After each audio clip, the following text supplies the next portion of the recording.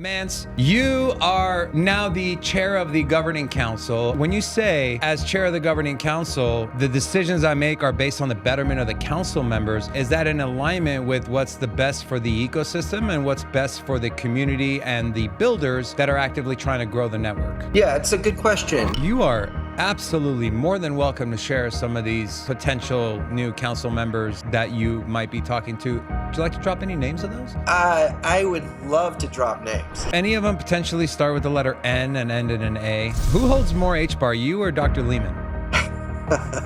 Yeah, so... Can you pick one Dapp that is either currently in your ecosystem, and if it's not, an idea for a Dapp that has the best chance to take Hedera mainstream? It exists in the market today. All right, so look.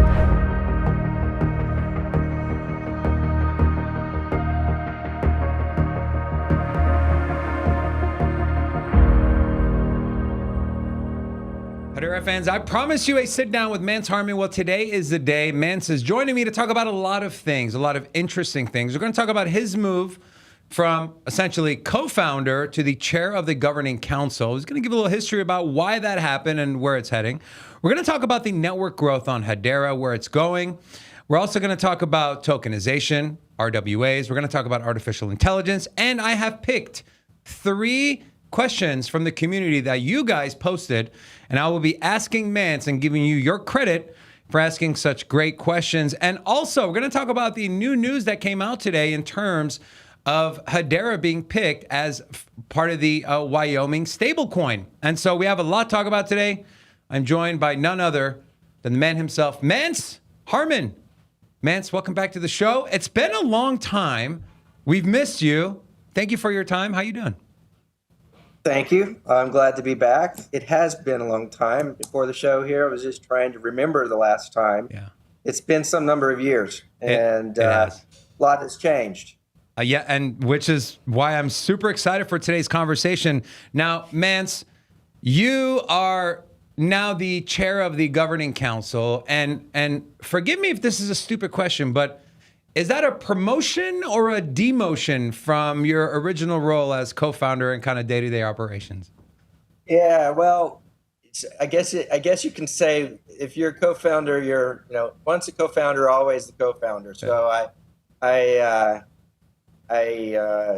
back because I want to be back, and the role certainly is different than what it has been in the past. I think people, when they ask me, what does that mean? What does chair of the council mean? It's helpful to have a little bit of context, a little bit of history about the council itself, how it was created, and how we got to where we are today. So I'll try to be brief, but it started in 2015 when Lehman and I were designing the council before Hedera existed. We literally were sitting at a table in a Brazilian steakhouse down in New Orleans, and on the tablecloth and napkin, we were sketching out what Hedera would be in terms of the council. And there were 3 roles that we had in mind for the council. Number 1, we wanted the members of the council to run the nodes in the network, which of course they do today. And number 2, we wanted the council members to provide the governance of the network, this global network. And governance means that they have oversight of all the functions of the network. And number 3, we wanted the council members to serve as what I call lighthouse customers of the network. So they're the earliest adopters of the use of the network for their various use cases. And then they go and they serve as beacons or lighthouses that lead their industries to the use of the network as well. Those 3 roles. And in the earliest days, when we started 2017, definitionally, we were centralized. It was just me and Lehman that started it. And we started hiring folks in 2017 and started recruiting our first council members. And then in the spring, actually February of 2019, we had our first 5 council members join Hedera simultaneously. Impossible to get one to join before the other, in order to get those big brands that they are to agree to join us. There had to be sort of safety in numbers. And so they agreed to come in together collectively, the first five. And so we began decentralizing governance from the very beginning. Operations was still centralized in Hedera, engineering, product management, marketing, business development, etc. It was still centralized in Hedera, but we began decentralizing governance very quickly. And then we got to the point a couple years later where we said it's time to be decentralizing the operations. And a lot of this was driven by the regulatory environment. So we created the first foundation. Today, the industry knows that as the Hedera Foundation. It's gone through a name change. Today, it's called the Hedera Foundation. And my original business development team left Hedera. I gave them away, and they went to the foundation. This is an important point. So we began decentralizing Hedera very early in governance and then in operations. The theory being that Hedera is just an operating system. The network is an operating system, and there's no value in an operating system unless there are applications using the network. And if we're not the ones that are driving that value creation, in other words, we're not the ones, we being Hedera proper, are not the ones that are soliciting developers to come and use the network and build applications on top of the network, then Hedera, the LLC, is not the organization that is engaged in value creation of this network. That was the job of the Hedera Foundation, is the job of the Hedera Foundation. So my BD team moved out, went to the Hedera Foundation. They went to work in developing the market for application developers, for integrations with third parties and infrastructure, et cetera, et cetera, et cetera. And then, not long after that, we said it's time to decentralize operations further. And we created what's today called Hashgraph. Think of it as the labs team. It's essentially the labs team. And practically what that means is that the remaining people inside of Hedera, by and large, moved out into this new C corporation, which is Hashgraph. And that is the marketing team, that is the engineering team, it is the product team, all the back office functions, and importantly, me and Lehman. So Lehman and I left Hedera, and we dissolved the offices of CEO and CTO in Hedera at that time, and we ran Hashgraph. In Hedera, what was left behind in Hedera were the council members, which had grown to something on the order of maybe 20 council members when we made those changes, and governance, and a large treasury. And so they had a CFO and a finance function, as well as government relations. And so they maintain responsibility for all of that work with affecting policy, et cetera. So at this point, we had decentralized operations, we had decentralized governance. Hashgraph as an organization continued to do the same work it had done before for Hedera. It was building the platform, the software platform, and did the marketing and et cetera. In addition to that, importantly, Hashgraph decided to go and have other products and services. And this is important because if it were the case that Hashgraph did not do more than what it had been doing previously when inside of Hedera, then it's form over substance. The change would have meant nothing. It has to be the case that Hashgraph is pursuing other products and services outside of Hedera in order for that distinction to be respected by the regulators. So Hashgraph has pursued other lines of business, and Sphere is out there. HashSphere, it's the private network version of the code base. And then Eric Piscini, about a year and a half ago, Lehman and I decided to make Eric Piscini the CEO of Hashgraph. And it was at that point that I took a step back. I was still on the board of Hashgraph, but was no longer involved and had not been involved directly with Hedera and the governance and business operations of Hedera since we made those changes, since we spun out the team into Hashgraph, and until just recently. And this sort of brings us up to where we are at this point. The role of the chair of the council is an elected role. It's a 2-year term, so the chair serves for 2 years. And Brett McDowell was the previous chair of the council. He decided that it was time for him to move on to other things, and so he left the council in the summer. And the council, now more than 30 some odd members, essentially asked me, in the form of a vote, they asked me to come back and serve as the chair of the council. So I gave my first presentation to the chair of the council at the council meeting this past June.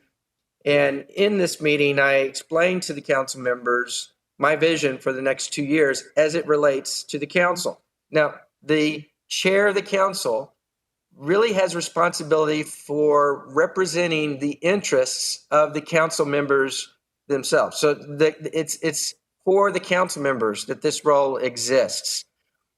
And what I did was basically present a vision for helping the council to achieve that third role that Lehman and I had envisioned years ago. So let me just restate again. The first one was to run the nodes.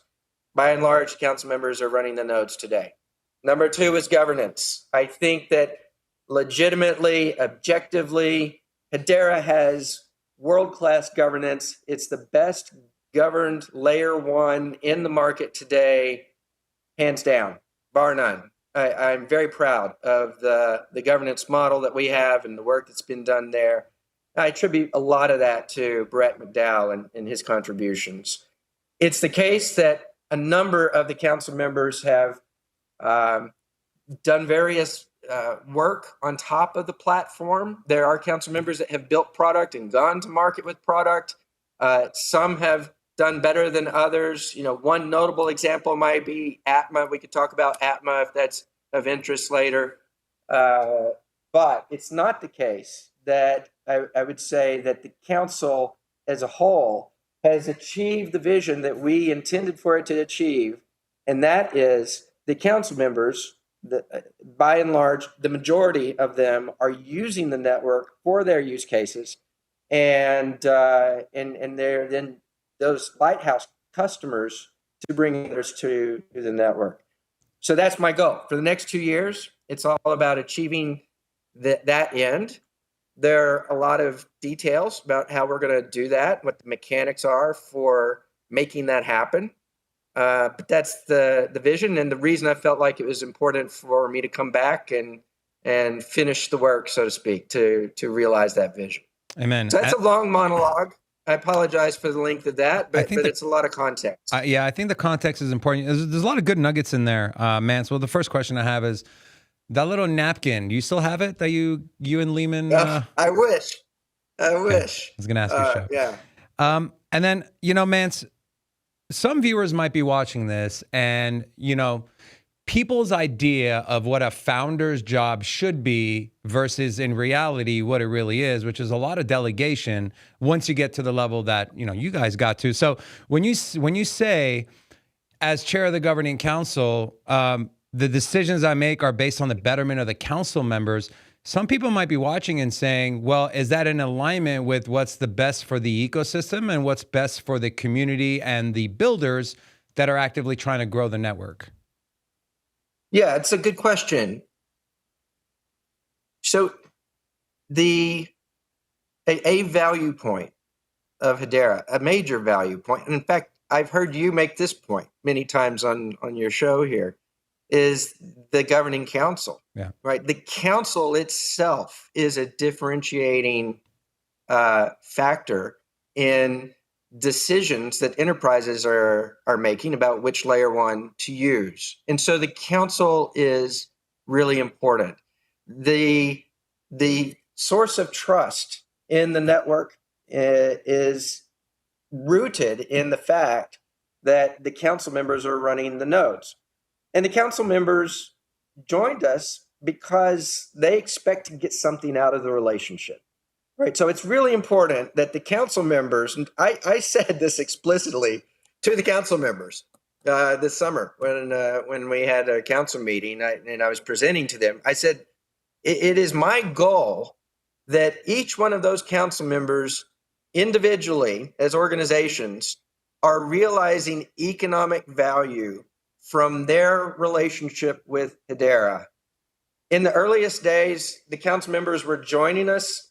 Most of them didn't have use cases in mind. They didn't have a clue what they were going to do, but they did understand that this was an important new sector, a new part of the economy that was developing, and they wanted a front row seat in how to take advantage of that.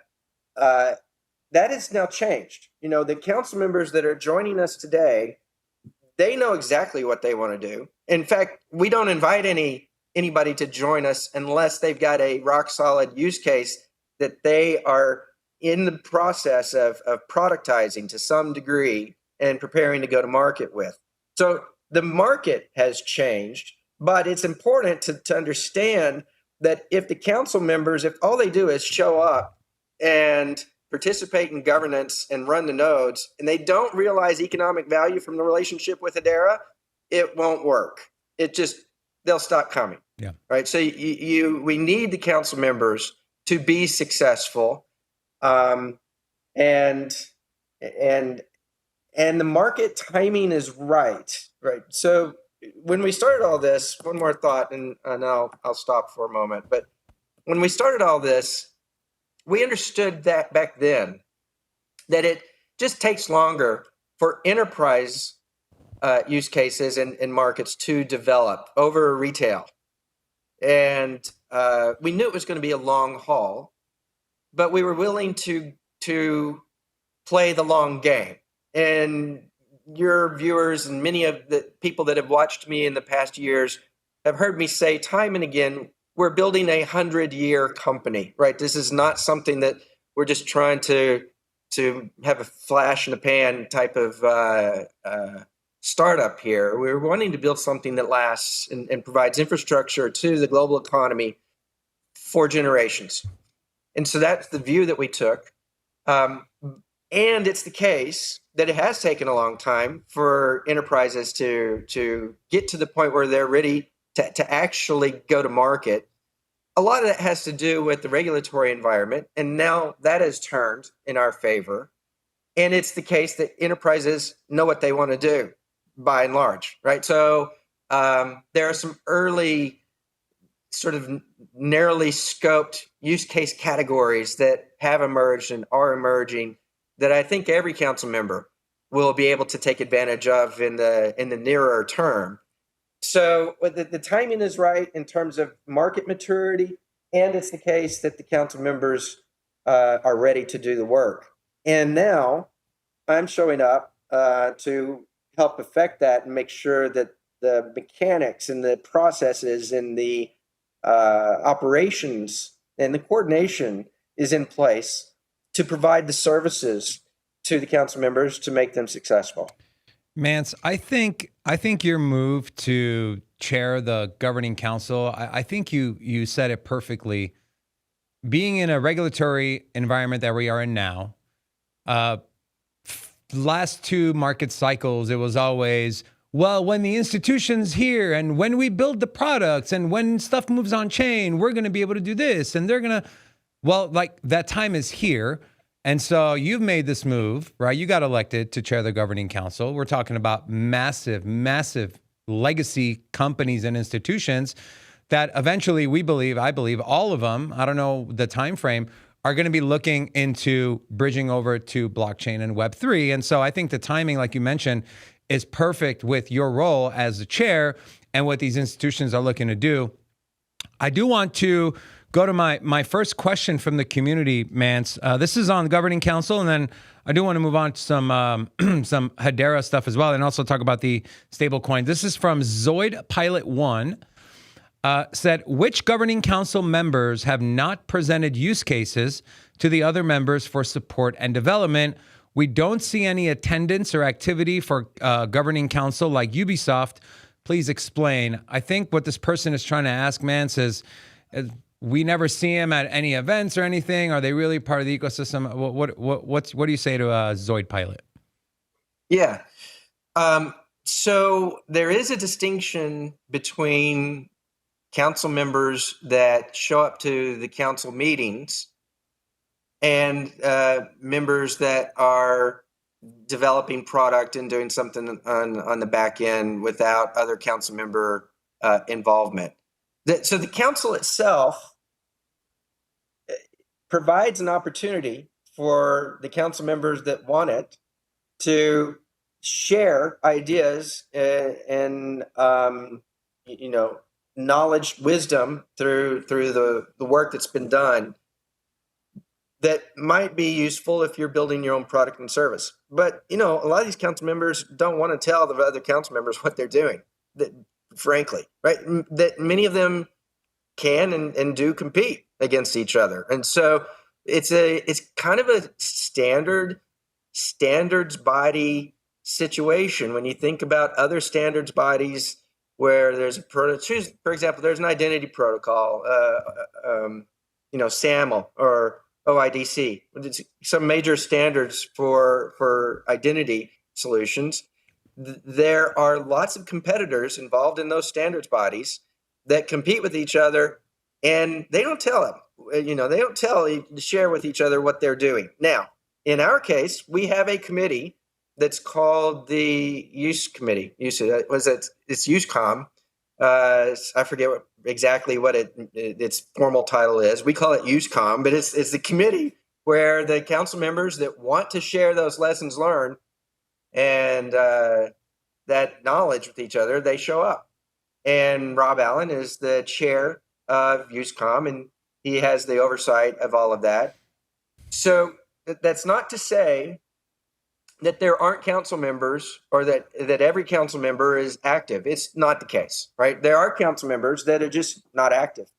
And that's also kind of expected. When you look at other standards bodies, 80% of the council members participate to some degree and 20% just don't, but for whatever reason. The people that were around when the organization joined the council member are no longer involved, and when they did the handoff, for whatever reason, some percentage of any organization, some percentage of the membership, they just don't participate. With Hedera, we've organized it such that gets taken care of on its own. We designed the membership to change over time to ensure that there's dynamism in the membership and to prevent just having council members showing up or not showing up, join the council to benefit from being a part of the council, at least in terms of brand association. And it is the case. It certainly wasn't true when we started it all, but it is definitely true today that there are lots of organizations that approach us wanting to join Hedera because they recognize the brand value and the value to their brand by being associated with Hedera as an organization. So we're in a much different situation than we were in past years, and the process will work itself out. There will be a turnover of council members over time. It may not be exactly on the schedule that we've talked about previously, but that will work itself out over time. Mance, you are absolutely more than welcome to share some of these potential new council members that you might be talking to. Would you like to drop any names of those? I would love to drop names. Please, the platform is yours. I can't drop names. No, it's an issue. It's a problem. And all of that information, of course, is very guarded. It's highly guarded.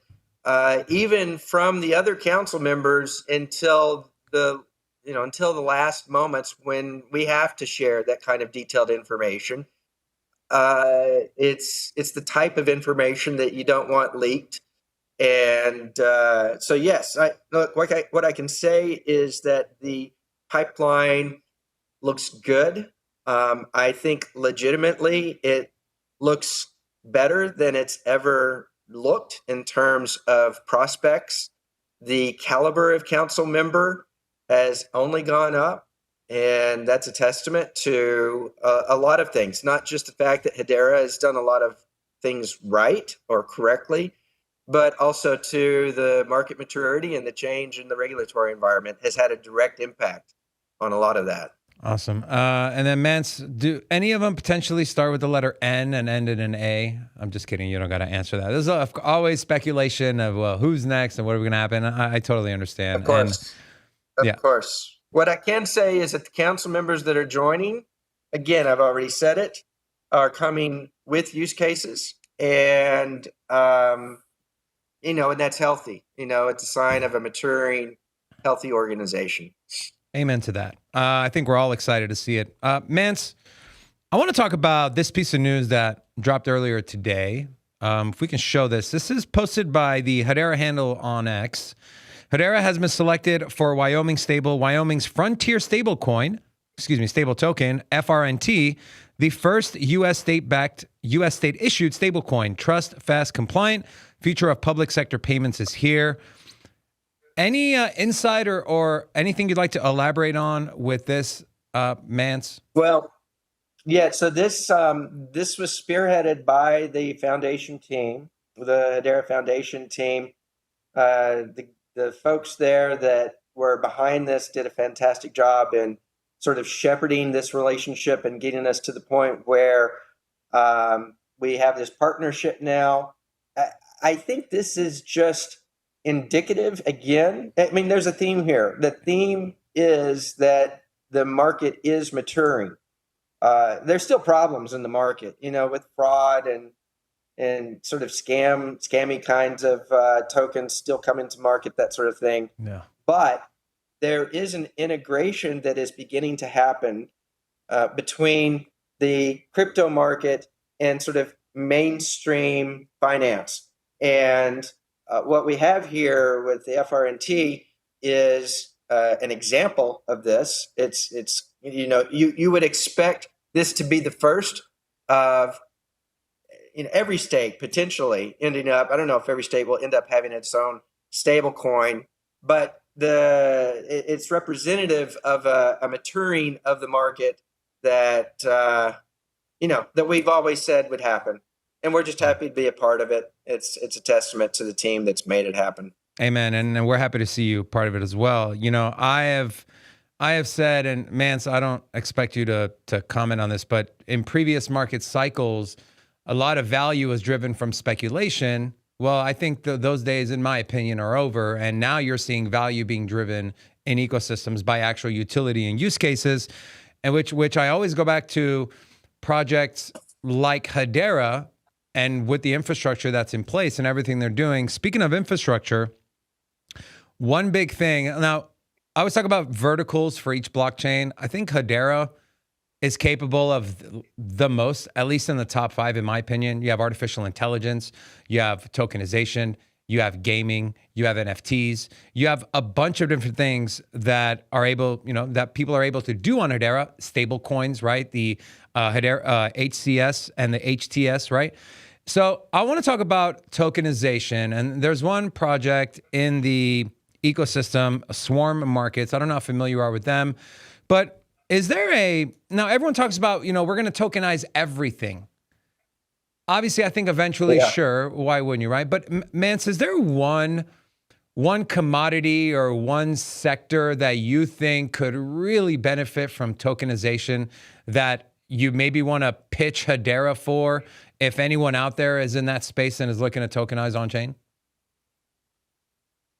Well, yes. So when we started it all, we intentionally sort of buck common wisdom. When you start a company, when you're in a startup, what you typically want to do is focus on a single use case and try to get a foothold or a toehold into a particular market and then expand out from there.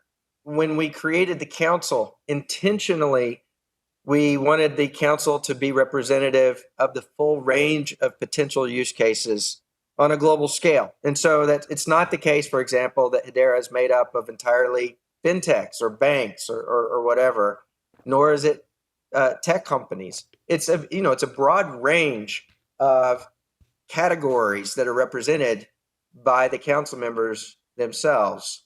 That was intentional because we didn't know. We were very early. We understood we were very early, and we didn't know what the killer use cases would end up becoming or being. Now, if you fast forward 7 years, 8 years, and it's become clear that there are going to be some early categories that are going to be adopted first. Everyone is excited about AI and sort of the synergy between LLMs and generative AI and the lifecycle management of LLMs and policy management, et cetera. All of the trappings that come along with regulation of AI and how it's going to be accomplished at a technical level goes hand in hand with what layer ones and blockchains are useful for. So that combination of AI with Hedera is going to be really important, and we're seeing progress there. In addition to that, of course, tokenization, people say that I've said it. I've personally said everything of value that you can see or touch or imagine is going to be represented by a token. Well, that's probably true. Yeah. But the first thing, the first category that's going to be represented or realized as a part of our sort of mainstream economy is the integration with the financial system. And so we're talking about stable coins or tokenized deposits. Of course, AP Plus, one of our council members in Australia and the CBDC program, the Acacia project down there, they're exploring all of this and the use of micropayments, payments generally, using those stable coins and other token types it's on its way, right? It's coming. And the ability to take the tokens that represent value, whether it be dollar-backed or fiat-backed tokens like you would have in a stable coin, or real-world assets, other asset categories that have been tokenized. Maybe there's some type of fund, a BlackRock fund that's been tokenized, and then taking those tokens and using them as collateral for loans or whatever.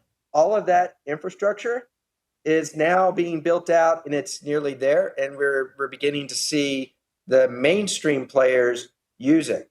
So that's just around the corner.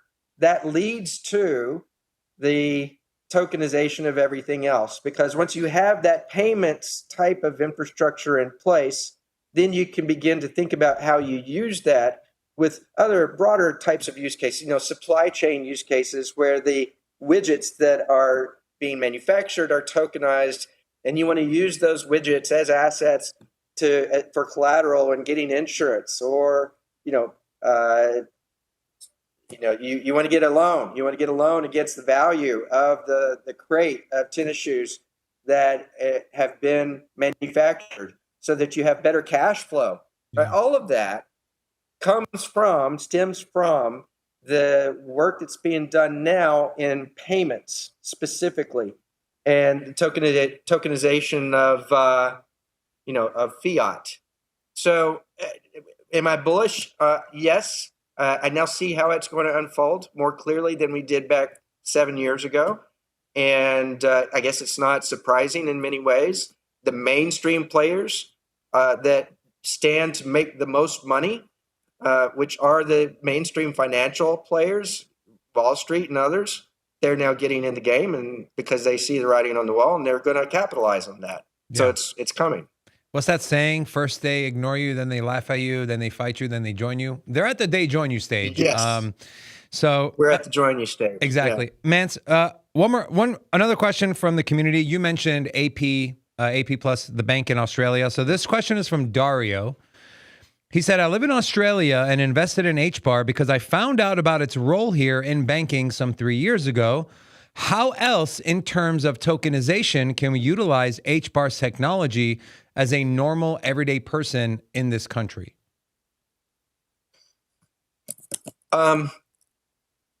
It's an interesting question, and it's a nuanced answer. So let me first say this. I am in the same boat, right? As an HBAR holder, I would like to be able to leverage HBAR and generate some kind of yield from that. And it until recently, I mean, what is this sort of the standard answer? The standard answer is that if you use HBAR in the world of DeFi, then maybe you can do something like that, borrowing, lending of HBAR for other tokens or whatever. And there's, there is value there. It's not as mature as we'd like for it to be. There's still a lot of counterparty risk associated with that.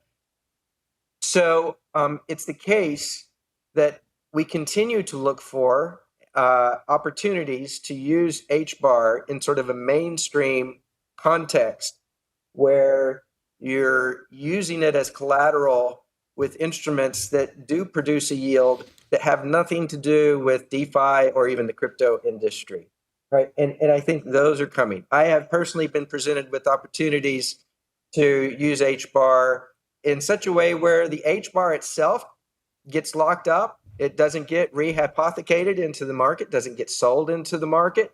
And the risk profile associated with that is very favorable.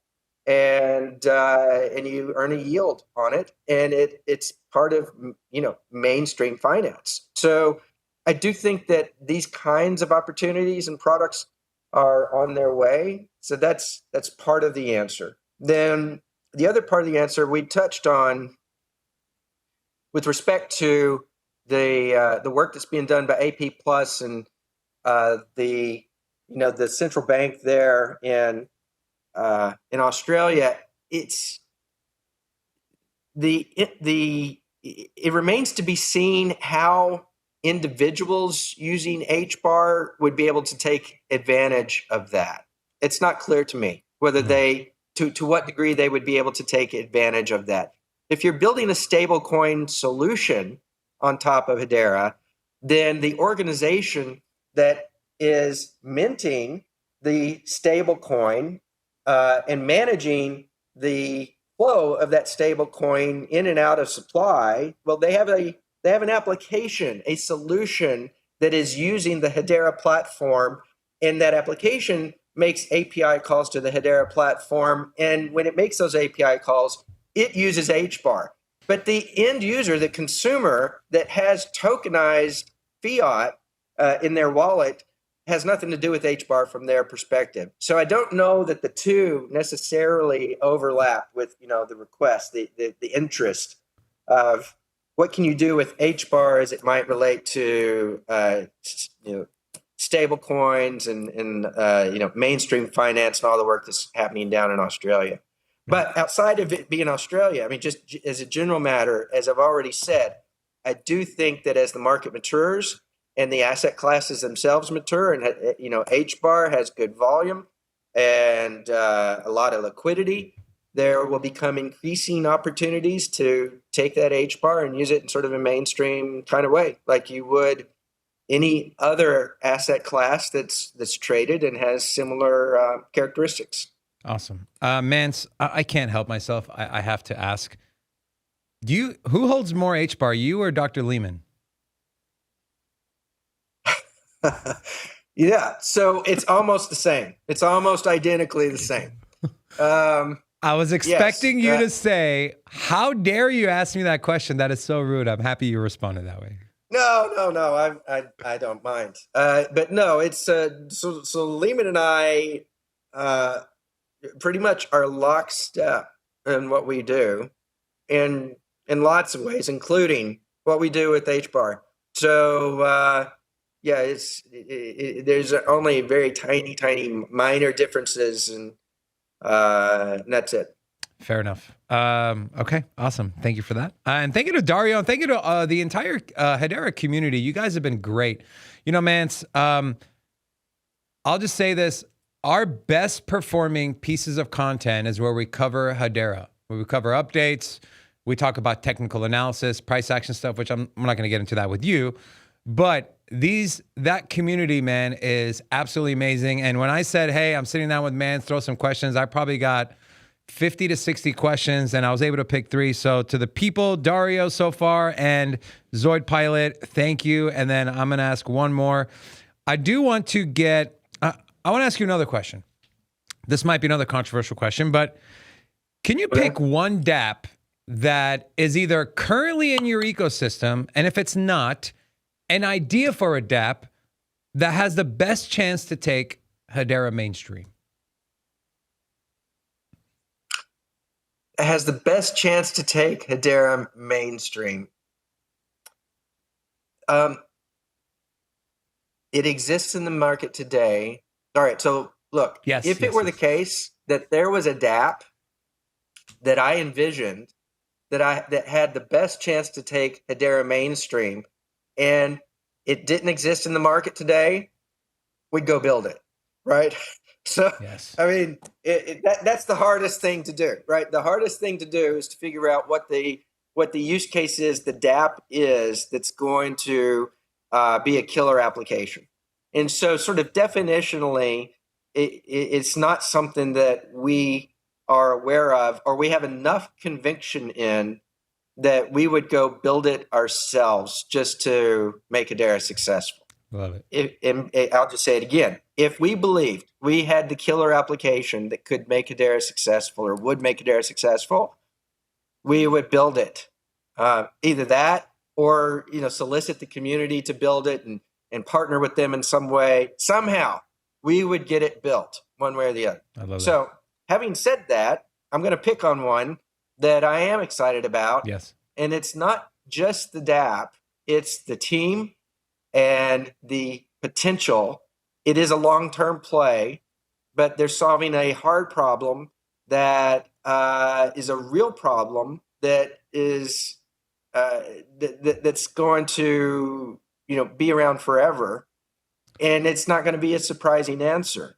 But I think AI and the management of AI governance is a really thorny issue that lends itself well to blockchains or layer ones, and that's Equity Labs, right? So Jonathan Doughton out of Stanford. I've known Jonathan now for many years. He's done multiple things in our community. He's partnered with Dell and NVIDIA and has put together a toolbox that does solve some of the fundamental problems in lifecycle management associated with LLMs. I mean, just think about the complex issues that are associated with that.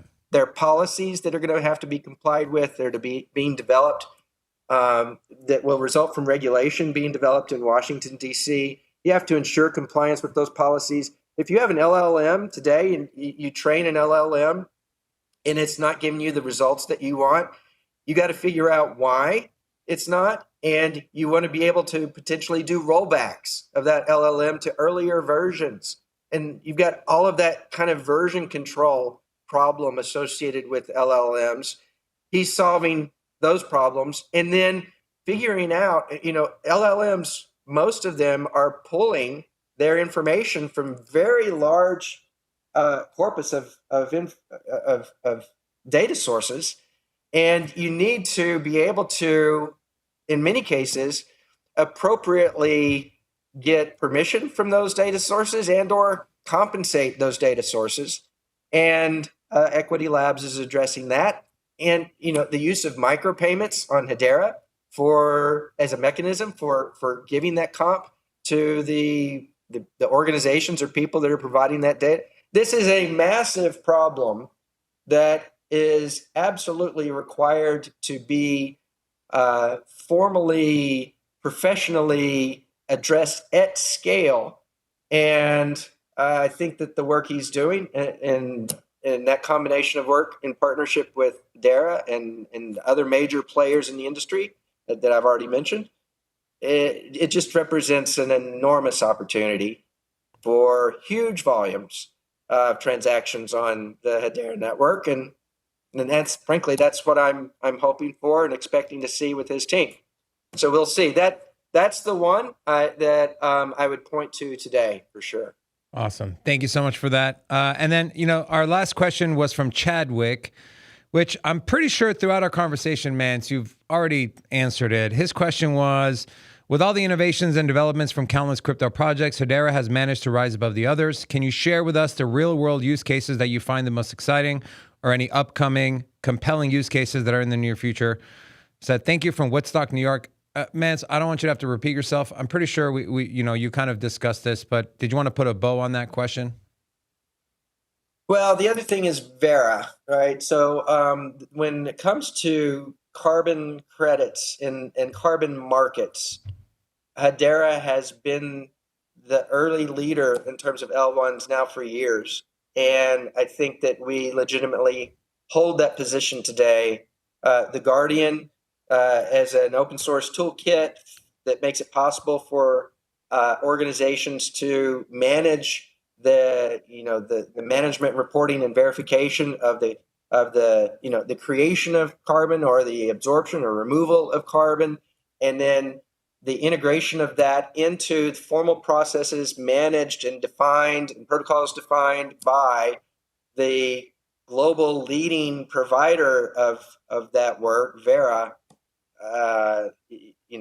That's a big deal. And I think that it's a position that is ours to lose. And as carbon markets continue to evolve and mature, that we're ideally positioned to benefit from that directly. What I would say is that the carbon market space is today about where Bitcoin was in 2012. That's how I think of it.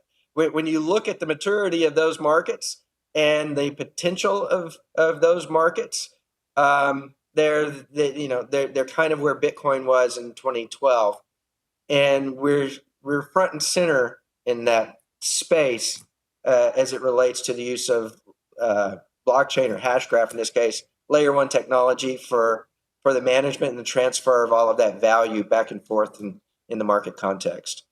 Awesome. Mance, I asked for 30 minutes. I got almost an hour. I really appreciate your time. And a big thank you to all the community members that asked questions. And big thanks to Chadwick, Dario, and Zord Pilot. Mance, before I let you go, any parting words, anything you want to leave the viewer with before we part ways? No, well, thank you for inviting me back. It's great to be here. As we continue to make progress and continue to evolve the maturity of the council and the various organizations, I'm happy to come back and give an update. We would definitely love that. And I know myself and the people watching, we're excited to see what you do as chair of the governing council. Mance, thank you again for your time, and enjoy the rest of your day. Okay, thanks.